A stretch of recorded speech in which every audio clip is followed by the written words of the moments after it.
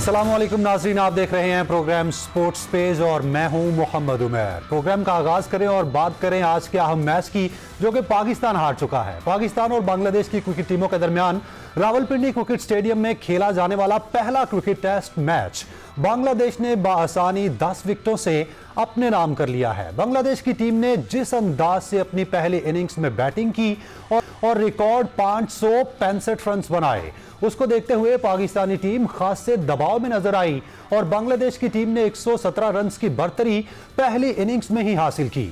और पाकिस्तानी टीम की बात की जाए तो 5वें दिन के आगाज से ही काफी दबाव में नजर आई। पाकिस्तानी बैट्समैन बांग्लादेशी बॉलर्स के खिलाफ अच्छी कारकर्दगी पेश करने में नाकाम रहे, सिवाय साउथ शकील के, जिन्होंने 51 रन की इनिंग्स खेली और पूरी टीम रन बनाकर ढेर हो गई। जबकि 140 रन बने पाकिस्तानी टीम की जानिब से। बांग्लादेशी स्पिनर्स की जितनी भी तारीफ की जाए कम है, जिन्होंने अपनी टीम को जितवाने में अहम किरदार अदा किया, जिसमें शकीबुल हसन ने 3 विकेटें और मेहदी हसन ने 4 विकेटें हासिल की। बांग्लादेश की टीम इनिंग्स में अगर मुशफिकुर रहमान की बैटिंग की तारीफ ना की जाए तो यह ज्यादती होगी, क्योंकि उन्होंने 191 रन की शानदार इनिंग्स खेली और इसके साथ साथ वो मैन ऑफ द मैच भी करार पाए। और उनकी यह इनिंग्स बांग्लादेश को इस टेस्ट मैच में वापस लेकर आई और जीत में भी अहम किरदार अदा किया। यह टेस्ट मैच चूंकि आईसीसी टेस्ट चैंपियनशिप का हिस्सा है, तो जो भी टीम टेस्ट मैच जीतेगी उसको 12 पॉइंट मिलने थे और ये 12 पॉइंट बांग्लादेश ने अपने नाम किए हैं। अगर मैच ड्रॉ होता तो इस सूरत में दोनों टीमों को 4-4 पॉइंट्स मिलते। पाकिस्तानी टीम इस वक्त आईसीसी टेस्ट चैंपियनशिप की पॉइंट्स टेबल पर 6ठे नंबर पर है, जबकि बांग्लादेश की पोजीशन 9वें नंबर पर है। तो इस सारी सूरत हाल पर बात करने के लिए स्टूडियो में हमारे साथ मौजूद हैं क्रिकेट तज्जिया निगार शमशेर नियाजी साहब। शमशेर साहब, बहुत शुक्रिया आपके वक्त का। 30 रन का टारगेट, वो भी टेस्ट मैच में। पाकिस्तानी टीम कहां खड़ी है? सबसे पहले बहुत बहुत शुक्रिया आपका। देखें, जब आप इंटरनेशनल क्रिकेट खेल रहे हो या इंटरनेशनल कोई भी स्पोर्ट्स का इवेंट खेल रहे हो, आपके अंदर अगर प्रोफेशनली हंगर नहीं होगी ना, तो आपकी यही हालत होगी जो आपकी आज हालत हुई है। कीपिंग इन माइंड कि आप पाकिस्तान में होम टेस्ट सीरीज खेल रहे हैं और आप एक ऐसी टीम के खिलाफ खेल रहे हैं जो आपसे कम रेट करती है, आपने रिलैक्स ले लिया, आपने उसको ज़रा ईजी ले लिया चीज़ को।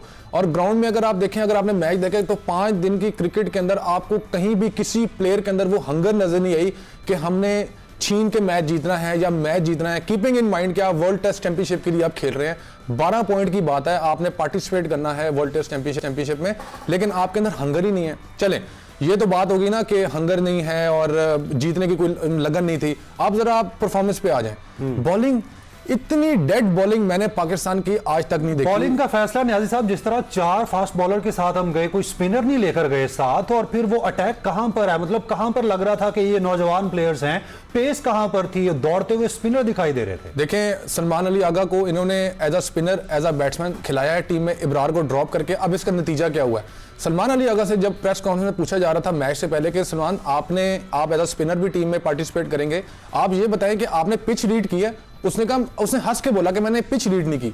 अब आप देखें, एक प्लेयर जिस पे इतनी जिम्मेदारी आ गई है, इब्रार को ड्रॉप करके उसको स्पिन करानी है, तो वो मुझे बताएं कि वो कह रहा है कि जी मैंने पिच रीड नहीं की। मतलब आप हालत देखें कि आपने पिच रीड नहीं की। संजय कारा जैसा बैट्समैन, ब्रेटली जैसा बॉलर अगर पिच रीड कर सकता है तो सलमान अली आगा क्या चीज है? ठीक है जी। और परफॉर्मेंस भी कोई नहीं। आप अगर फास्ट बॉलिंग के साथ गए ये समझ के कि पिच बहुत ग्रीन है, ये आपकी बहुत बड़ी गलत फहमी है। आप सेकंड इनिंग में देख लें, बांग्लादेश के 2 स्पिनर्स ने आपकी 7 विकेटें कराई हैं। अब आपके पास कोई है वो कि आप एक्सप्लेन कर सकते हैं, जस्टिफाई कर सकते हैं कि हमने स्पिन बॉलिंग क्यों नहीं खिलाई? सबसे बड़ी गलती स्पिन बॉलिंग नहीं खिलाई। और मैच के एंड में जब शान मसूद से वाजिद खान ने पूछा कि आप नेक्स्ट टेस्ट मैच में स्पिन बॉलर लेके जाएंगे, तो मेरे ख्याल से ये सवाल ही बहुत बड़ी बेइज्जती थी कप्तान के लिए कि मुझसे सवाल ही ऐसा क्यों हो गया। और उन्होंने कहा कि हाँ, हम यकीनन देखेंगे, पिच रीड करेंगे। ना आप पिच रीड करते हैं, ना आप मैच के सिनेरियोज को देखते हैं। आपने, मेरे ख्याल से पाकिस्तान की ये बेस्ट टेस्ट टीम थी जो पाकिस्तान जिस स्क्वाड के साथ गया। आपके बताएं, आपकी स्क्वाड में क्या कमी थी? बैटिंग आपकी ए क्लास, बॉलिंग आपकी ए क्लास बॉलिंग, बड़े नाम थे और बड़े नाम पकड़ने में एक बार फिर से नाकाम रहे हैं। सीनियर स्पोर्ट्स जर्नलिस्ट हाफिज मोहम्मद इमरान ने हमें ज्वाइन किया है, उनसे भी बात कर लेते इस हवाले से। इमरान साहब, किस तरह से देखा पूरी टीम की परफॉर्मेंस को और बांग्लादेश की इस जीत को? 10 साल बाद वो पहला टेस्ट जीतने में कामयाब रहे और पाकिस्तान को होम ग्राउंड में इतनी बदतरीन शिकस्त का सामना करना पड़ा। देखिए, सोचना सूरत हाल है पाकिस्तान क्रिकेट के एतबार से, क्योंकि ये पहला मौका नहीं है कि पाकिस्तान निस्बतन अब तो ये कहा भी नहीं जा सकता है। अब पाकिस्तान की एक अपनी तारीख है क्रिकेट में, और ये वो टीम है जो वाइट बॉल क्रिकेट में अगर आप 2020 से शुरू हो जाएं तो वहाँ पर मुख्तलिफ फॉर्मेट्स में मुख्तलिफ टीमों से हारती रही है।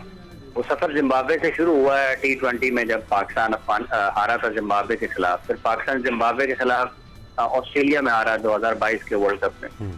तो पाकिस्तान उसके बाद अफगानिस्तान से हारा 2023 के वर्ल्ड कप में 50 ओवर की। पाकिस्तान अफगानिस्तान से हारा शारजा में T20 क्रिकेट मैचेस में। पाकिस्तान अफगानिस्तान से बच गया हारते हारते श्रीलंका में वनडे मैच, नसीम शाह ने जब छक्के वक्के लगा दिया आखिर में। और फिर पाकिस्तान की ये टीम आयरलैंड के खिलाफ आयरलैंड में हार जाती है। पाकिस्तान की ये टीम यूएसए के खिलाफ यूएसए में हार जाती है। पाकिस्तान की ये टीम बांग्लादेश के खिलाफ पाकिस्तान में हार जाती है। तो 2003 को जो अधूरा काम रह गया था वो बांग्लादेश की टीम ने 2024 में उसको पूरा किया है। तो ये क्रिकेट देखने वाले जो लोग हैं पाकिस्तान में और जो क्रिकेट के फैसले करने वाले लोग हैं, उनके लिए ये लम्हा फिक्री है। अगर वो ये समझें कि पाकिस्तान में तो पाकिस्तान के लोगों करता है तो उनको इस मुल्क में कुछ संजीदगी का मुजाहरा है। नाकामी पाकिस्तान ने गुज़िश्ता चंद बैठी है, ये तो बोर्ड के ऑफिसर्स को और लोगों को उनकी तस्वीर इस जमाने में तो आपके पास अपने इमरान, थोड़ा सा आपकी आवाज़ में प्रॉब्लम आ रहा है, शायद कुछ सिग्नल ड्रॉप हो रहे हैं, थोड़ा सा अपनी आवाज़ को ठीक कीजिएगा। उतनी देर शमशेर साहब आपसे बात करते हैं। किस तरह से आप बात कर रहे थे कि स्पिनर्स को ना खिलाना पाकिस्तान की कितनी बड़ी गलती है, और उसके बाद ये जवाब भी देना और इस तरह कहना कि अजहर महमूद साहब ने प्रेस कॉन्फ्रेंस में भी कहा कि हम जो है वो पिच को समझ नहीं पाए, पिच हमारे मतलब की नहीं है। तो अगर होम ग्राउंड में ये सूरत हाल है तो आगे बड़ी टीमों के खिलाफ परफॉर्मेंस क्या होगी फिर? देखें, आप यहीं से अंदाज़ा लगा लें कि अजहर महमूद कह रहे हैं कि हमने पिच हमसे संभली नहीं गई, हमें समझ नहीं आई पिच की। ये आप एक नॉर्मल इंसान को ये बात करेंगे, उसको ये बात उसके दिमाग में बैठेगी कि मतलब हमारा टीम का एक बड़ा कोच, बड़ा मेंबर जो है वो ये बोल रहा है कि हमें पिच समझ नहीं आई। आप होम ग्राउंड में खेल रहे हैं, आपने पिच रीड ही नहीं की, आपने अपने प्लेयर्स को पिच दिखाई ही नहीं है। आपको सिर्फ ये नजर आया कि ट्रैक ग्रासी है, उस पर फास्ट बॉल लगाएंगे, बॉल स्विंग होगा, बॉल टिप होकर तेज होगा, स्किड करेगा बॉल। स्पिनर आपने क्यों नहीं खिलाया? सबसे बड़ा सवाल ये था कि और इब्रार को आपने 11th आवर में आकर ड्रॉप किया। या तो इब्रार को आपने 2 से 3 दिन पहले आपने टीम स्क्वाड अनाउंस किया था और इब्रार को ड्रॉप किया था। उसके बाद सबसे गलत बात यह है कि आपके पास सिर्फ इब्रार ही रह गया स्पिनर आपकी option. Where is Sajid Khan? Abid Ali centre में जो बैटिंग करने वाले हैं वो कहां पे हैं? ये प्लेयर किधर हैं? मोहम्मद अब्बास को आप एज फास्ट बॉलर क्यों नहीं लेके आते? आप अपने मेन प्लेयर्स को रेस्ट क्यों नहीं देते? आप हीरोइक आप टीम लेके गए हैं, बाबर आजम आपके पास है, रिजवान आपके पास है, शाहीन शाह अफरीदी है, नसीम शाह, आप इनको रेस्ट देके बड़ा अच्छा मौका था कि बांग्लादेश के खिलाफ आप उन प्लेयर्स को टेस्ट करते जिनको अपकमिंग आपने सीरीज खिलानी है। दूसरी बात यह है कि आप ये देखें कि आपने 2 सालों में 11 टेस्ट मैचेस खेलने हैं पाकिस्तान में। 2024 से लेकर 2025 का साल में पाकिस्तान ने 9 टेस्ट मैचेस खेलने हैं, उसके अगले साल में पाकिस्तान ने 2 टेस्ट मैचेस खेलने हैं। ये कोई स्केड्यूल नहीं है, ये कोई भी स्केड्यूल नहीं है। आपने 11 टेस्ट मैचेस 2 सालों में खेलने हैं, आपका इतना बड़ा टेस्ट सीरीज में गैप आ जाएगा कि आपके प्लेयर वो परफॉर्म ही नहीं कर सकेंगे। अब्दुल्ला शफीक के साथ यही हुआ है, उसकी बैटिंग में इतना गैप आ गया क्योंकि वो टेस्ट क्रिकेटर है, उनको टेस्ट बैटिंग करने के लिए ओपन करने के लिए भेजा है, उनकी परफॉर्मेंस में इतना गैप आ गया कि वो गैप उनसे कवर नहीं हुआ। एक आपके हॉलो बिल्कुल कवर नहीं हो रहा, उसके बाद परफॉर्मेंस भी खराब हो रही है। हाफिज इमरान, आप किस तरह से देखते हैं पाकिस्तानी टीम के इस परफॉर्मेंस को, और वजूहात क्या है इस बदतरीन परफॉर्मेंस के पीछे? आप देखिए, वो वजूहात के मैं जिक्र कर रहा था कि ये जो पाकिस्तान में क्रिकेट के फैसले करने वाले लोग हैं ना, ये इनकी कारकर्दगी जो है ना उसके ऊपर कौन तवज्जो देगा? ये 8-8, 10-10, 12-12 साल से अगर पाकिस्तान क्रिकेट टीम की कारकर्दगी खराब है, जिस तरह से आपने शेड्यूल का जिक्र किया है, 9 मैचेस पाकिस्तान ने जब वेस्ट इंडीज के खिलाफ 2 मैचेस खेलेगा तो 9 मैचेस पूरे हो जाएंगे पाकिस्तान के इस सीजन में रेड बॉल के, और उसके बाद अगले पूरे 12 महीनों में पाकिस्तान के 2 टेस्ट मैचेस हैं। तो वो ये जो बड़े बड़े अक्लमंद लोग हैं पाकिस्तान क्रिकेट बोर्ड में बैठे हुए, अगर पाकिस्तान क्रिकेट टीम की कारकर्दगी जवाल का शिकार है, ठीक है, खिलाड़ियों का एक हिस्सा है ना, एक हिस्सा है जो इनके फैसले कर रहा है, उससे भी तो पूछना चाहिए ना कि आपकी वजह से पाकिस्तान में क्रिकेट खराब हो रही है, आप क्या फैसले कर रहे हैं? 2 साल में 11 टेस्ट मैचेस, उसमें से एक में 9, अगले पूरे साल में 2 टेस्ट मैचेस। तो ये कौन है जिसने ये सारी पाकिस्तान की एफटीपी के ऊपर काम किया? नंबर 1। नंबर 2, ये कौन है जो पाकिस्तान की सिलेक्शन कमेटी में लोग शामिल किए हुए हैं जिनका क्रिकेट से कोई दूर दूर का ताल्लुक नहीं है? कौन लोग हैं जो पाकिस्तान के चीफ ऑपरेटिंग ऑफिसर कौन है ना पाकिस्तान क्रिकेट बोर्ड का? अगर क्रिकेट खराब है मुल्क में तो चीफ ऑपरेटिंग ऑफिसर को सबसे पहले बाहर निकालना चाहिए ना, कप्तान के साथ साथ। बिल्कुल इमरान, और एक ताजा खबर भी आई है कि मोहसिन नकवी ने एक बार फिर कौमी क्रिकेट टीम के ऑपरेशन का ऐलान किया है। सर्जरी की गई, वो नाकाम हो गई, तो अब ये ऑपरेशन किस तरह से होगा और इस ऑपरेशन के एसओपीज क्या होंगे? अब देखिए, बात ये है कि ये उनके अल्फाज हैं, पहले ये भी सुनने को मिला था। मैं ये आप जब तक समझेंगे नहीं मर्ज को, आप उसको कोई दवा किसी को दे नहीं सकते हैं। पाकिस्तान की क्रिकेट जिन लोगों के हाथों में है वो उनके बस का काम नहीं है। ये इस बात को अगर कोई जितना जल्द समझ लेगा उतना ही जल्द फैसला वो बेहतर कर ले। अब पाकिस्तान के क्रिकेट, ये जो लोग 5-7 इस वक्त काबिज हैं पाकिस्तान की क्रिकेट पे, चीफ ऑपरेटिंग ऑफिसर, इनके डायरेक्टर इंटरनेशनल, इनके डायरेक्टर अकेडमीज के, इनके डोमेस्टिक के डायरेक्टर, और इनका जो ग्रो है पूरे का पूरा, इनके हाथ में जब तक पाकिस्तान की क्रिकेट रहेगी ना, 2000 ये सारा जो डिक्लाइन है, जो तनजली हुई है पाकिस्तान में तेजी के साथ, ये 2018 के बाद हुई है। उससे पहले भी हालात कोई मतलब उतने नहीं थे जैसे कि हमें दुनिया में देखने को मिलते हैं, लेकिन हम ऊपर की जगह पर नजर आते थे उसको उस वक्त भी। लेकिन आज जब हम देखते हैं तो आप मुसलसल इन टीमों से हार रहे हैं, तो इसका आपको ये देखने की जरूरत है कि इसकी क्या वजह है। कौन लोग हैं जो पाकिस्तान की क्रिकेट के फैसले कर रहे हैं, तो इनके ऊपर भी तवज्जो जानी चाहिए ना। कभी एक आ रहा है, कभी एक जा रहा है, कोई किसी को कोच लगा रहा है। दुनिया खिलाड़ी बनाने पर तवज्जो देती है, पाकिस्तान में कोच बनाने पर तवज्जो दी हुई है सबने। वो कोच बना ले, इनका ख्याल है कि कोच आएगा और कोच जो है ना वो सब कुछ अपने बटन दबाएगा और बदल जाएगा। मतलब कि मिकी आर्थर के आने से बदला है कुछ, ठीक है। उसके बाद आपने जो गैर मुल्की कोच लगाए, क्या उनके आने से बदला है? क्या ये जैसन गैस्पी और इसने गैरी क्रिस्टन ने आपको आगे बदला? आपका निजाम ढांचा आपका तबाह हो चुका हुआ गिर के, इसका सत्यानाश हो गया हुआ है। नहीं लोगों को नजर आता ना है, ठीक है। लोग पहले भी समझते थे जी कि फलां साहब आ गए हैं उनकी वजह से क्रिकेट ठीक हो जाएगी, फलां आ जाएगा आगे उनकी वजह से ठीक हो जाएगी, तो कोई ठीक हुआ तो नहीं है। बेहतरी तो अभी भी ये जो इनका अभी भी जो इन्होंने डोमेस्टिक सीजन डिजाइन किया है ना जिन्होंने, वो इन्होंने पहले कहा था कि 1 सितंबर से शुरू होना है, ठीक है। अब वो शुरू होगा सितंबर के दूसरे हफ्ते में, और उसने खत्म भला कब होना है जी? उसने अगले साल अगस्त के तीसरे हफ्ते में खत्म होना है। और उसका मतलब ये है कि अगस्त के तीसरे हफ्ते में खत्म होने के बाद सितंबर के पहले हफ्ते में उसने फिर शुरू हो जाना है, ठीक है। ये आज इस मौसम में पिंडी के टेस्ट मैच के ऊपर बात हो रही है। यार अभी तो आपका डोमेस्टिक सीजन शुरू नहीं हुआ था, आपका इंटरनेशनल सीजन शुरू हो गया इस मौसम में। तो अगले साल पाकिस्तान ने मई, जून, जुलाई, बल्कि मई से वो आगे निकल गया ना क्योंकि लेट हुआ है, अगर उसमें भी जाते हैं तो मई के आखिरी हफ्ते में, जून, जुलाई, अगस्त में 4 डे टूर्नामेंट पाकिस्तान ने खेलना है इस मौसम में तो पाकिस्तान कैसे खेलेगी ये टीम? परफॉर्मेंस देखिए इमरान, जिस तरह बॉलर 128 130 पे, पेसर्स हमारे जो मेन अटैक था 4 बॉलर्स थे, शाहीन अफरीदी 128 और 130 की पेस पे बॉल कर रहे हैं, तो ये उन कंडीशंस में कैसे खेलेंगे? जनाब यही मुकदमा मैं पाकिस्तान के लोगों के सामने और पाकिस्तान के क्रिकेट के सामने रख रहा हूँ कि वो कौन लोग हैं जो ये फैसले कर रहे हैं पाकिस्तान के क्रिकेट के, कि अगर आप यहाँ पर अपने टॉप बॉलर्स को जो कि काफी वक्फे के बाद क्रिकेट खेल रहे हैं, अगर वो अपनी पहले स्पेल में, दूसरे स्पेल में और तीसरे स्पेल में पेस को मेंटेन नहीं रख पाए हैं, तो जब आप अपनी डोमेस्टिक क्रिकेट खेल रहे होंगे और उसमें लगभग आपके 150-200 खिलाड़ी इंगेज होंगे, उन्होंने क्या मतलब है कि इसी मौसम में क्रिकेट खेलनी है ना, वो कैसे सरवाइव करेंगे? उनके ऊपर किसकी तवज्जो है, किसकी निगाह है? किसी ने ये इसके ऊपर तवज्जो दी है, निगाह डाली है? ये जो पिच का रोना रो रहे हैं, पिच का रोना ना रोएं, अपनी अकल का इम्तिहान कराएं लोगों से कि क्या आपको समझ है या नहीं है। इमरान, जिस तरह टीम की सर्जरी और टीम के ऑपरेशन की बात की जाती है, मैनेजमेंट की सर्जरी और ऑपरेशन की जरूरत नहीं समझते आप कि वो ज्यादा जरूरी है? मैं तो अर्ज यही कर रहा हूँ ना जी, अर्ज यही कर रहा हूँ कि जो लोग इस सारी चीजों को ऑर्गेनाइज कर रहे हैं, जो इसके इंतजामी फैसलों के जिम्मेदार हैं, उनसे पूछेंगे कि क्या पाकिस्तान के क्रिकेट में हाल है। आज कोई मसला पाकिस्तान में पेश आता है अवामी सतह पर, तो लोग पार्लियामेंट की तरफ हाथ उठाते हैं ना, उनकी तरफ उंगलियां उठाते हैं कि इनसे पूछे इन्होंने क्या किया है।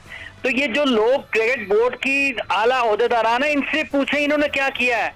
ये जो लाखों में तनख्वाहें लेते हैं, ये किस काम की लेते हैं? ये तबाही की तनख्वाहें ले रहे हैं। वो इनके बगैर ये जो बैठे हुए लोग हैं ना इस वक्त, अगर ये ना भी हो तो क्रिकेट इनसे ज्यादा बेहतर चल जाएगी पाकिस्तान में। वो एच कारदार मरहूम, जफर अल्ताफ मरहूम, खालिद महमूद साहब हयात हैं, इसके अलावा और पाकिस्तान में जो बड़े बड़े लोग हैं जो दहाइयों से क्रिकेट के एडमिनिस्ट्रेशन के साथ जुड़े हुए हैं, वो तो अपने सरकारी काम भी करते थे दफ्तर के और क्रिकेट बोर्ड भी चलाते थे, चल जाता था। मार्शल नूर खान, वो इतने बड़े बड़े नाम है पाकिस्तान की क्रिकेट में जो एडमिनिस्ट्रेशन में, क्या उनके सामने कोई पैसे का मसला होता था? वो पैसे लेने के लिए पाकिस्तान क्रिकेट बोर्ड में आते थे। ये तो सारे के सारे पैसे बना रहे हैं। और ठीक है, पैसे जो आपका प्रोफेशनल है आप उसको दें, लेकिन इसका आप फिर उसको जस्टिफाई भी करें। अगर आपको 2 मिलियन 3 मिलियन माना दिया जाता है तो आप उसके अगेंस्ट आपसे क्वालिटी भी तो मांगी जाएगी ना। आप क्वालिटी काम करें ना, क्रिकेट आपकी कॉन्टिन्यूस डिक्लाइन की तरफ हो, ठीक है, आपके पास प्लेज एक के बाद दूसरा खिलाड़ी आपको नजर ना आए और फिर आप ये कहेंगे कि हम ठीक कर रहे हैं, तो नहीं ठीक हो रहा ना। पाकिस्तान की क्रिकेट मुसलसल तनज़ली का शिकार है। खिलाड़ी जो है उनकी कारकर्दगी सवालिया निशान है। फिजिकल फिटनेस पाकिस्तान की टीम की लोग बातें कर रहे हैं और कोई इनसे पूछे है कौन ना, जो फिजियो कौन है पाकिस्तान का, ट्रेनर कौन है? अभी ये जो क्यूरेटर लेके आए हैं वो कौन है? आपको क्यों 10-10, 20-20, 25-25 हजार डॉलर्स के ऊपर गैर मुल्कियों को पाकिस्तान की टीम के साथ रखते हैं? अभी ये खबरें मिल रही हैं अभी भी बिल्कुल, अब अभी वकार यूनुस को तब्दीली की खबर भी सामने आई है इमरान। तो ये तब्दीलियां अगर इस तरह आती रहेंगी तो फिर टीम कहां पर खड़ी रहेगी? टीम परफॉर्म किस तरह काफी दिनों से ये वही लोग हैं जिनका जिक्र हो रहा है। काफी दिनों से ये क्रिकेट के जो पाकिस्तान में हल्के हैं उनमें ये बात हो रही है कि वकार यूनुस साहब को मज़ामत का सामना है। वो जो लोग अंदर बैठे हुए हैं वो उनसे खुश ही नहीं है। तो ये मज़ामत का सामना किन लोगों की जानिब से है इमरान? ये वही लोग हैं ना जो खुद तनख्वाहों के नांगा पर्वत पे हैं और पाकिस्तान की क्रिकेट शादमान की गलियों में है। ये वो लोग हैं, ये वो लोग हैं जिनकी तरफ से मज़ामत का सामना है। तो ये देखना चाहिए पाकिस्तान क्रिकेट बोर्ड के चेयरमैन साहब को, ये देखना चाहिए पाकिस्तान के जो पैटर्न है उनको पाकिस्तान क्रिकेट के मामले में। तो ये अफसोसनाक सूरत हाल है इस वक्त पाकिस्तान क्रिकेट की। पाकिस्तान क्रिकेट की इस वक्त अफसोसनाक सूरत हाल है और उसके साथ साथ बदतरीन परफॉर्मेंस है। हाफिज इमरान, शमशेर न्याजी अपनी राय दे रहे थे। वापस आते हैं ब्रेक के बाद, आप साथ रहिएगा। वेलकम बैक नाज़रीन। जिस तरह ब्रेक पर जाने से पहले बात हो रही थी पाकिस्तान टीम के ऑपरेशन की कि मोहसिन नकवी ने एक बार फिर कौमी क्रिकेट टीम के ऑपरेशन का जिक्र किया है, उस पर हाफिज इमरान राय दे रहे थे। और अब हमें ज्वाइन कर चुके हैं अब्दुल रऊफ साहब जो कि साबिक टेस्ट क्रिकेटर है। रऊफ साहब, बहुत शुक्रिया आपके वक्त का। एक तो टीम की परफॉर्मेंस को किस तरह से देखते हैं ओवरऑल पूरे टेस्ट मैच में, और 30 रन का टारगेट देना वो भी बांग्लादेश जैसी टीम को, तो पाकिस्तानी टीम कहां पर खड़ी है? वो तैयारियां, वो सर्जरी, वो सब कुछ कहां पर गया? देखिए, ये सिर्फ बातों में हो रहा है और मेरा नहीं ख्याल कि प्रैक्टिकली ये चीजें एग्जिस्ट कर रही हैं। और मेरा ख्याल है कि स्पोर्ट्स में सियासत को लाना ही टोटली रॉन्ग है। और जब तक आप इस सियासत को और सियासी कल्चर को स्पोर्ट्स से बाहर नहीं करेंगे, आपकी कोई स्पोर्ट्स तरक्की नहीं करेगी। आपने हॉकी का अशर देख लिया, आपने स्क्वाश का देख लिया, आपने बाकी जो इवेंट्स है उनका अशर देख लिया। और अब एक रहस्य है कि हमारी जो 24 करोड़ आवाम थी उनके लिए एक एंटरटेनमेंट क्रिकेट थी, और उसको भी हम उसी जगह लेकर जा रहे हैं जहाँ तक हम बाकी स्पोर्ट्स को लेकर चले गए। अब आप देखें कि अगर इस टेस्ट मैच में देखें तो आप अपनी मैनेजमेंट को देखेंगे, ना तो उनसे पिच बनाई गई, ना उनसे पिच रीड हुई सही तरीके से, और ना उनसे टीम सिलेक्शन सही हुई, और ना ही उनसे टीम की प्लानिंग सही हुई, उसके बाद ना ही प्लान को अंदर एग्जीक्यूट प्रॉपरली करवा सके। तो जब इतनी ज्यादा ब्लंडर्स होंगे, इतने ज्यादा मिस्टेक्स होंगी, तो फिर मेरा ख्याल है कि आप डिजर्व भी नहीं करते किसी भी टीम से जीतने। तो रऊफ साहब, जिस तरह आपने टेस्ट मैचेस खेले हैं, हमारे बैट्समैन की परफॉर्मेंस कहां पर थी और बॉलर्स की वो बॉडी लैंग्वेज, वो अग्रेशन नजर ही नहीं आया। तो टेस्ट मैच में इस तरह अगर रहेगा तो पाकिस्तान की टेस्ट क्रिकेट और बाकी क्रिकेट कहां पर रहेगी फिर? देखिए, हम ऊपर से बातें कर रहे हैं, जब तक हम डीप रूट काज तक नहीं जाएंगे हम बड़ा मुश्किल हो जाएगा इन चीजों का हल तलाश करना। और डीप रूट तक वही लोग पहुंच सकते हैं जिन्होंने इस सिस्टम में 24, 25, 30 साल गुजारे हैं, जिनके पास विजन है, जिनके पास एजुकेशन है, जिनके पास डिग्री है, जिनके पास तजर्बा है। ये जो पंछी आप पकड़ कर ले आते हैं बाहर से, अंदर से, कोई उधर से इंग्लिश बोलने वाला ले आते हैं, कोई पाकिस्तान छोड़कर जा चुका होता है उसको वापस ले आते हैं, इनकी रूट्स ना यहाँ पर है, ना सिस्टम में है, ना ये कोई चीज ठीक कर सकते हैं। प्रॉब्लम ये है कि जो बाकी कंट्रीज है जिन्होंने अपने टेस्ट क्रिकेट को स्टेबलाइज किया, उन्होंने T20 के साथ साथ बहुत ज्यादा फोकस किया अपनी डोमेस्टिक पर और फर्स्ट क्लास क्रिकेट पे। हमने अपनी फर्स्ट क्लास क्रिकेट को कम्प्लीटली निगलेक्ट कर दिया। जिस तरह का हमारा कल्चर है कि जो लोग जॉब सीकर्स होते हैं वो पाकिस्तान क्रिकेट बोर्ड में आकर बैठ जाते हैं, वो फिर जो कॉम्पिटेंट लोग होते हैं उनका रास्ता रोक देते हैं। जिस तरीके से हमारे बाकी जो ऑफिस हैं गवर्नमेंट के वो चलते हैं, तो इस तरीके से आप पाकिस्तान क्रिकेट बोर्ड को भी फिर वो चलाना शुरू कर देते हैं। नंबर 1 तो सबसे पहले कि पाकिस्तान क्रिकेट बोर्ड में जॉब देने का सिलसिला बिल्कुल बंद किया जाए। जब तक आप परमानेंट ये जॉब देंगे तो आपका कोई सिस्टम आगे नहीं बढ़ सकता। ये आप जो हाईली प्रोफेशनल लोग हैं उनको कॉन्ट्रैक्ट देने का सिलसिला शुरू करें, उनको 1-2 महीने या 6 महीने का या 3 महीने का कॉन्ट्रैक्ट देके उनको हायर किया करें, उनको सर्विसेज ली जाएं और फिर उनको फायर कर दिया जाए। क्योंकि ये लोग जो डर्टी पॉलिटिक्स यहाँ पर करते हैं, जो 20-20, 15-15 साल से वहाँ पर बैठे हुए हैं, जो अपनी लॉबीज बनाकर वहाँ पर बैठे हुए हैं, ये एक माफिया की तरह इस सिस्टम को चला रहे हैं और माफिया की तरह हाईजैक किया हुआ है। और फिर जो नया चेयरमैन अपनी टीम लेकर आता है वो इंतहाई इनकम्पिटेंट और बोगस टीम होती है, उसका कोई विजन नहीं होता, उसकी डीप रूट्स नहीं होती, उसको सिस्टम की समझ नहीं होती, तो वो एक सडनली वो चेंजिंग वगैरह सारी शुरू कर देते हैं। उस चेंजिंग का ये इफेक्ट सिर्फ और सिर्फ क्रिकेटर्स पर पड़ता है, उसका फायदा क्रिकेट को और पाकिस्तान क्रिकेट बोर्ड को बिल्कुल भी नहीं होता। जो क्रिकेटर्स होते हैं आपके वो बहुत ज्यादा स्ट्रगल करना शुरू हो जाते हैं। फिर कुछ 6 महीने, साल या 1.5 साल के बाद वो चेयरमैन भी चला जाता है और जो उसकी पॉलिसीज, उसकी टीम की पॉलिसीज होती हैं वो ना इम्प्लीमेंट हुई होती हैं पूरे तरीके से, ना एग्जिस्ट हुई होती हैं, आधा तीतर आधा बटेर दरमियान में छोड़कर वो भाग जाते हैं और पूरा सिस्टम का बेड़ा गर्क कर जाते हैं। तो ये चीजें हमें, मेरा ख्याल है कि अब जो आपके विजनरी लोग हैं, कोई पढ़ा लिखा अगर कोई रह गया पाकिस्तान में, कोई क्रिकेटर हैं, तो उनको इकट्ठा करें, उनको बिठाएं और उनसे पूछें कि सिस्टम को किस तरीके से ओवरऑल करना है। अदरवाइज तो फिर ऐसे ही आप अंधों की तरह आगे बढ़ते रहेंगे। तो अब्दुल रऊफ साहब, टीम सिलेक्शन को इस मैच के लिए किस तरह से देखते हैं, और स्पिनर को ना लेके जाना और वो भी होम ग्राउंड में, जब हमें सारी कंडीशंस का पता है, और उसके बाद बयान भी ऐसे देना कि हम पिच को समझ नहीं पाए या पिच हमारी मर्जी की नहीं बनी, तो कैसे परफॉर्म करेंगे फिर? सर, जब आप इलिटरेट लोगों को अपॉइंट करेंगे कोचिंग स्टाफ पे, बड़े बड़े ओहदों पे, तो फिर उनकी वो इसी तरह के बयान देंगे। इससे पहले आपने जो कोचिंग स्टाफ को अपॉइंट किया था वो मौसम का हाल बताना शुरू कर देता था, तो उनको शिकस्त का पूछते थे तो वो कहते थे वेदर का ये अल्लाह की मर्जी है, वो अंधेरा हो गया, सूरज निकल आया, रोशनी होगी। अब ये नया अपॉइंटमेंट की है, वो अजीबोगरीब किस्म के ये लोग बयान देना शुरू हो गए जी कि ये हो गया, फलाना हो गया। यानी कि इन लोगों में प्रोफेशनलिज्म बिल्कुल सिरे से है ही नहीं है। और प्रोफेशनलिज्म किस चीज से आता है? आपकी एजुकेशन से आता है। आपके पास डिग्री हो तो फिर आपके पास प्रोफेशनलिज्म भी आता है, आपके पास विजन भी आती है और आपके पास सोच भी आती है। अब देखिए, ये टेस्ट मैच हमने खेला, पिंडी की आपको पिच है, पिच का पता है कि हमने 657 रन इंग्लैंड के खिलाफ यहाँ पर करवाए थे। रोड पिच है, आपको डी-नोटिफाई पॉइंट मिला ना, आपने उसकी मट्टी चेंज की है। ये बिल्कुल डक्स जिस तरह मुंह छुपा के बिल्ली से बैठी होती है उस तरीके से बैठे रहे 2 साल, कोई काम नहीं किया उन्होंने, ना कोई प्रिपरेशन किया। और उसी पिच पे थोड़ा सा घास छोड़ा, एक वो ऑस्ट्रेलियन हेमिंग्स है, वो क्यूरेटर है, उसको बुलाया, बड़े बड़े उसको पैसे दिए होंगे, बड़े बड़े उन्होंने दावे किए, ये कर देगा, वो कर देगा। भाई, जब आपने मट्टी ही चेंज नहीं किया, आपने कुछ भी नहीं किया, तो वो हेमिंग्स क्या कर सकता है?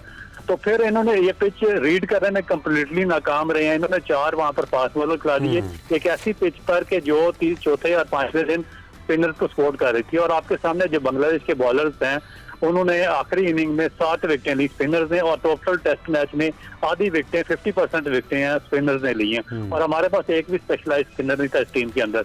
तो अब्दुल रऊफ साहब, जिस तरह इब्रार हमारे पास था, इब्रार को मौका नहीं दिया गया, उस्मान कादिर आए, वो भी गायब हो गए, साजिद खान ऑस्ट्रेलिया के खिलाफ टेस्ट सीरीज में आए, वो भी गायब हो गए। तो जो प्लेयर्स आते हैं उनको, इससे कबल हमने देखा कि इब्रार को साथ लिया गया, स्क्वाड में रखा गया, T20 में भी खिलाया नहीं गया, और अब टेस्ट मैच में इन टाइम पर आकर उसे ड्रॉप कर दिया गया। तो इब्रार को ना खिलाना ये कितनी बड़ी ज्यादती है, साजिद खान को चांस ना देना?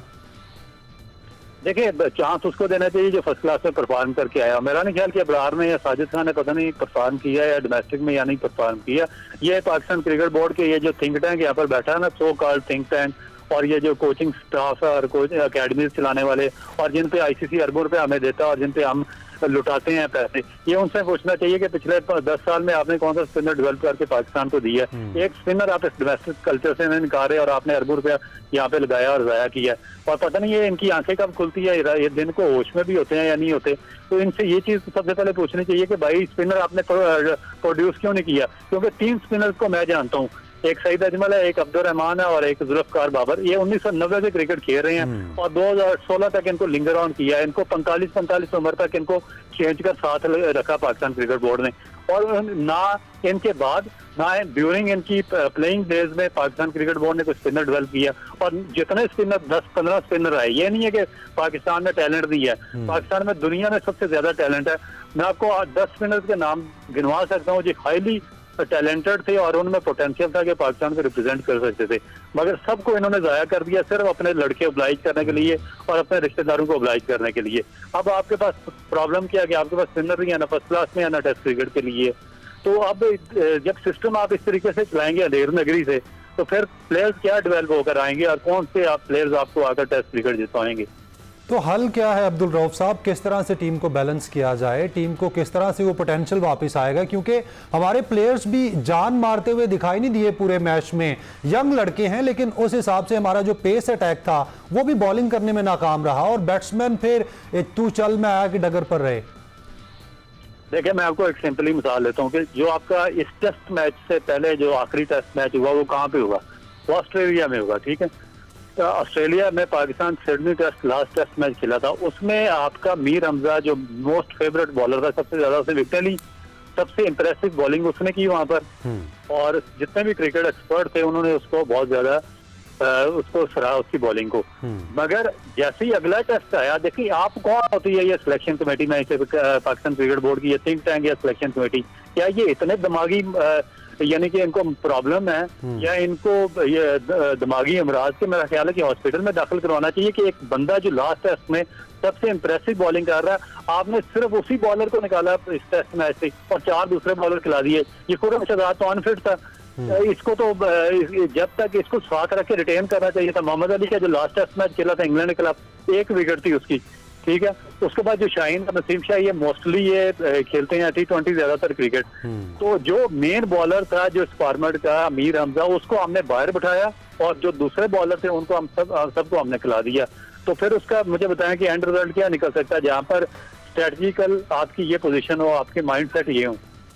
कोई पोजीशन नहीं और टीम की परफॉर्मेंस का बुरा हाल है। शमशेर, सवाल आपके लिए छोड़ता जाता हूं कि टीम में बेहतरी किस तरह की से आएगी और स्पिनर को ना खिलाना ये कितनी गलती थी पाकिस्तान टीम की? इस हवाले से राय लेंगे, आप साथ रहिएगा।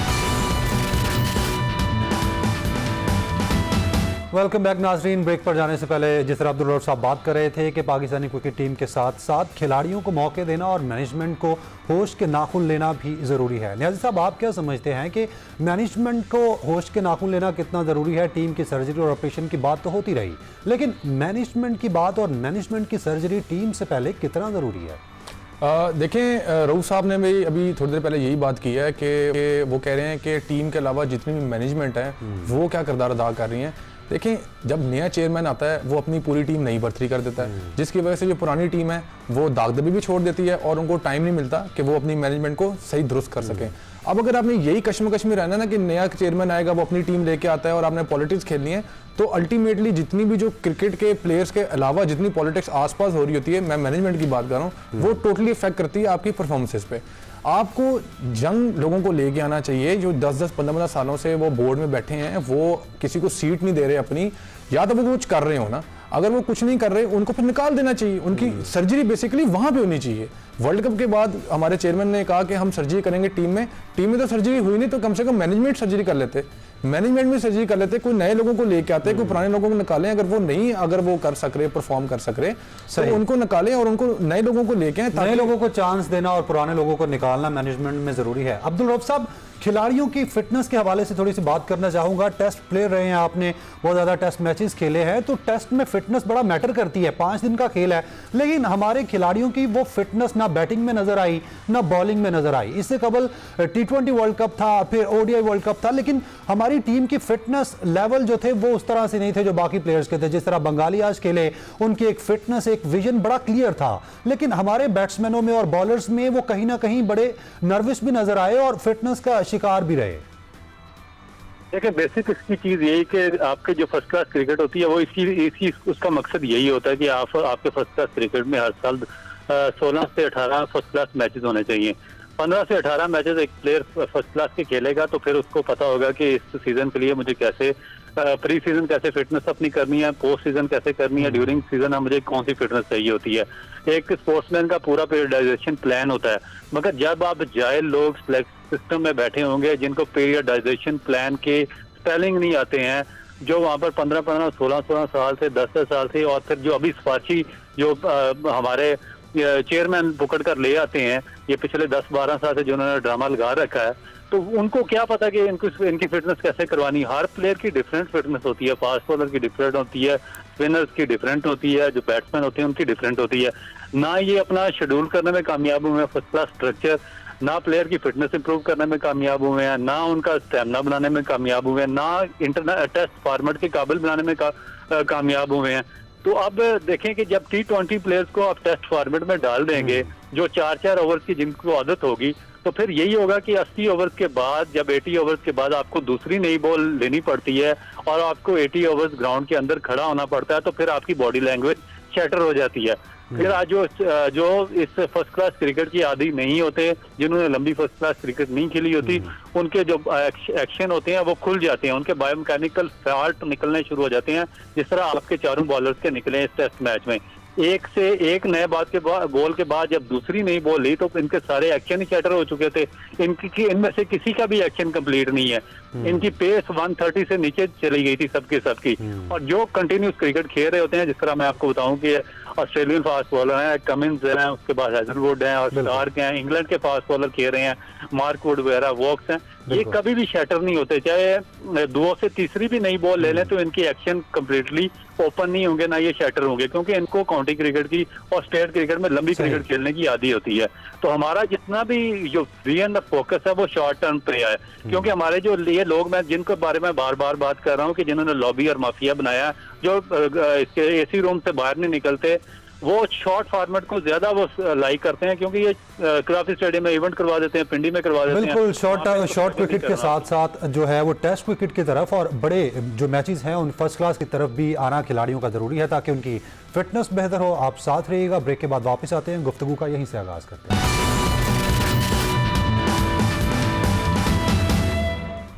वेलकम बैक नाजरीन। ब्रेक पर जाने से पहले बात हो रही थी कि खिलाड़ियों की फिटनेस जो है वो बड़ी ज़रूरी है और उसके अलावा उनका माइंडसेट और प्रेशर को हैंडल करना बड़ा ज़रूरी है। तो शमशेर नियाज़ी साहब, आपसे ये जानना चाहूँगा कि जिस तरह हमने देखा पाकिस्तान भारत से बड़ा बुरी तरह आ रहा, प्रेशर हैंडल करने में नाकाम रहे T20 वर्ल्ड कप में, फिर अमेरिका से हारे, तो वो प्रेशर हैंडलिंग इस टेस्ट मैच में भी वही सूरत हाल रही। पाकिस्तानी टीम का माइंडसेट क्या है, प्रेशर हैंडल क्यों नहीं हो पा रहा और मोमेंटम में वापसी किस तरह से मुमकिन है? अब देखिए, टेस्ट मैच जो है वो 5 दिन का खेल होता है और उसमें आपको प्रेशर हैंडल करना, आपकी एजिलिटी, आपके एंड्योरेंस, आपकी स्ट्रेंथ, सब कुछ चेक हो रही होती है। अगर पाकिस्तान ने इंडिया के खिलाफ जो मैच करा था उसमें तो चलें ठीक है, वो वर्ल्ड कप का एक इवेंट था, वहाँ पे प्रेशर बहुत था जो पाकिस्तान से हैंडल नहीं हुआ। मुझे आप ये बताएं कि आपके पास पिछले जो आपने 3 से 4 दिन बांग्लादेश के खिलाफ टेस्ट मैच खेला है, इसमें किस चीज़ का प्रेशर था आपके ऊपर? आपके ऊपर कोई प्रेशर नहीं था, आपके अंदर बेसिकली हंगर ही नहीं थी। आप एक कंप्लीट क्रिकेटर बन के ग्राउंड में नहीं उतरे थे मेरे ख्याल से। टीम आपकी बिल्कुल बैलेंस थी, लेकिन आपका जो प्लान था वो एग्जीक्यूट ही नहीं हुआ। और प्लान एग्जीक्यूट इसलिए नहीं होता क्योंकि आपका जो माइंडसेट है वो टुवर्ड्स क्रिकेट नहीं है। आपके अंदर वो जो एक है ना कि टीम को हमने दोबारा रीबिल्ड करना है। देखिए, आप क्या रीबिल्ड करेंगे? आपके नीचे जितने प्लेयर्स हैं वो क्या, आप उनको क्या तरबियत देके जा रहे हैं? आपको 4 से 5 कप्तान एक ही टीम में अगर खेलेंगे तो फिर टीम परफॉर्म कैसे करेगी? देखें, अभी थोड़ी देर पहले अब्दुल रऊफ साहब से बात हो रही थी, उन्होंने एक बात की कि मीर हमजा को इन्होंने क्यों नहीं खिलाया, जबकि ऑस्ट्रेलिया के खिलाफ जो टेस्ट मैच मीर हमजा ने खेला था वो बहुत ही अच्छी बॉलिंग की थी उन्होंने। अब पाकिस्तान ने मीर हमजा को क्यों ड्रॉप किया? क्यों नहीं? अगर फास्ट बॉलिंग इमरान को ड्रॉप किया, साजिद खान को ड्रॉप किया, आबिद अली किधर गायब हो गए हैं? मुझे समझ नहीं रहे आबिद अली किधर गायब हो गए। मोहम्मद अब्बास जो इंग्लैंड में काउंटी में इतना कमाल परफॉर्म करें, उनको आप क्यों नहीं टीम के स्क्वाड में आप लेके आते हैं और अपने मेन प्लेयर्स को आप रेस्ट करवाएं? उनको रेस्ट की जरूरत है। अब जब आप रेस्ट की बात करेंगे वो कहेंगे वो ऑलरेडी 2-2 महीने के बाद क्रिकेट खेल रहे हैं। देखिए, मेरी बात सुने, रेस्ट का मतलब ये नहीं होता कि वो 3 महीने के बाद क्रिकेट खेल रहे हैं या 4 महीने के बाद क्रिकेट खेल रहे हैं। बात यह है कि आप प्लेयर्स को मौका देते हैं कि वो रीसेट होकर ग्राउंड में दोबारा आए। अब आपका प्लेयर जब रीसेट ही नहीं हुआ, आप अपने ऊपर से सबसे बड़ी बात यह कि कोई भी हमारी मैनेजमेंट में से हमारे प्लेयर्स को ये नहीं बता सकता कि अगर आप थोड़ी देर के लिए फर्स्ट क्लास क्रिकेट खेलेंगे वो आपको रीसेट कर देगी। लेकिन हमारे प्लेयरों को ये है कि अब शादाब खान को कहा गया था कि आप फर्स्ट क्लास क्रिकेट खेलें। तो वजूहात क्या है नियाज़ी साहब? फर्स्ट क्लास क्रिकेट से खिलाड़ी भागते क्यों हैं? वजूहात क्या है इन सब के पीछे? वजूहात ये है कि आपका सिस्टम नहीं ठीक। आपके सिस्टम में वो जो एक पाइपलाइन होती है ना कि यार अगर एक प्लेयर अगर नहीं परफॉर्म कर रहा उसको हम फर्स्ट क्लास क्रिकेट में डालेंगे, वो रीसेट होकर दोबारा ऊपर आएगा, तो मैनेजमेंट की नजर ही नहीं है इस चीज के ऊपर। दूसरी बात, आपने प्लेयर का जो एटीट्यूड है उसको कंट्रोल नहीं रखा हुआ। हारिस रऊफ और शादाब खान ने प्योरली मना कर दिया था कि हमने फर्स्ट क्लास क्रिकेट नहीं खेलनी। क्यों? क्योंकि हम नेशनल टीम का हिस्सा हैं। यार देखिए लेकिन प्लेयर्स में भी तो एक डर होता है ना कि टीम से गए तो फिर वापसी नामुमकिन है। जैसे अभी आप भी बात कर रहे थे कि 4 से 5 खिलाड़ी आए गायब हो गए, तो ये भी एक फैक्टर है कि वो खिलाड़ी गायब क्यों कर दिए जाते हैं फिर? सर यही तो बात है, मैं आपको ये बता रहा हूँ कि आपका सिस्टम इतना वो खतरनाक है और इतना बुरा है कि प्लेयर को डर रहता है कि यार अगर मैंने रेस्ट किया तो मुझे ड्रॉप ना कर दें।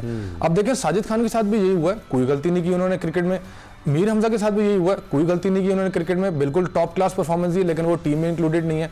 अब ये अभी अब्दुल रऊफ साहब भी बात कर रहे थे और हाफिज साहब भी ये बात कर रहे थे कि मैनेजमेंट में जो लोग टॉप हेड्स बैठे हुए हैं उनको आप निकाल दें ना बाहर, आप नए हेड्स को ले आए और उनको टाइम दें। आप किसी को जितना लंबा टाइम देंगे उसको वो गलतियां निकालेगा, वो ठीक करेगा। आप हर 2 महीने बाद तो इंटरनेशनल कोच ले आते हैं, आप अपने कोचेस को क्यों नहीं लेके आते, अपने न्यूट्रिशनिस्ट को क्यों नहीं लेके आते? फिटनेस की आपने बात की, फिटनेस सबसे बड़ा रोल प्ले करती है अगर आपने इंटरनेशनल स्पोर्ट्स खेलनी है। आपको क्या लगता है कि बाबर आजम आपका फिट है? बाबर आजम अनफिट है, जिसकी वजह से उसकी ये परफॉर्मेंस है। और 13 से 14 टेस्ट मैचेस हो गए, अभी तक एक भी 50 नहीं है। तो ये वर्ल्ड क्लास प्लेयर है हमारे, एकदम से वर्ल्ड क्लास प्लेयर्स की परफॉर्मेंस कहां पर गायब हो गई सारी? देखें वही बात आ गई है कि 2021 के बाद से लेकर पाकिस्तान अभी तक अपने होम कंट्री अपनी सॉइल पे कोई टेस्ट मैच नहीं जीता। ये भी एक शर्म की बात है कि 2021 4-3 साल हो गए, आप होम सीरीज अभी तक कोई नहीं जीते। ऑस्ट्रेलिया पाकिस्तान आई, इंग्लैंड पाकिस्तान आई, बांग्लादेश पाकिस्तान में आपको हरा रही है, आप सबसे हारते जा रहे हैं। आपका वो जो इंटरनेशनल रिकॉर्ड है वो इतना डिस्टर्ब हो गया हुआ है। अभी बड़े लोग कहते हैं कि पाकिस्तान जो है वो क्रिकेटिंग नेशन है, लेकिन टॉप 5 में रेट ही नहीं कर रही पाकिस्तान की टीम। तो आप जब टॉप 5 में आप रेट ही नहीं कर रहे और आप इतना वो नीचे चले गए हैं, तो यहाँ पे बेसिकली सर्जरी होनी चाहिए। ये जो हमारे पीसीबी चेयरमैन मोहसिन नकवी साहब कहते हैं ना कि सर्जरी करेंगे और दोबारा उन्होंने कह दिया सर्जरी के साथ साथ खिलाड़ियों की सर्जरी भी जरूरी है, मैनेजमेंट की सर्जरी सबसे बात है। और इसके अलावा पाकिस्तानी टीम के जो माइंडसेट है, पाकिस्तानी टीम की जो फिटनेस है, उन पर काम करना बड़ा जरूरी है। तमाम मेहमान हमारे साथ थे, इस हवाले से उन्होंने अपनी राय दी, बेहद शुक्रिया आपका। इसी के साथ वक्त खत्म चला जाता है, इजाजत दीजिएगा, ख्याल रखिए अपना, अल्लाह हाफिज।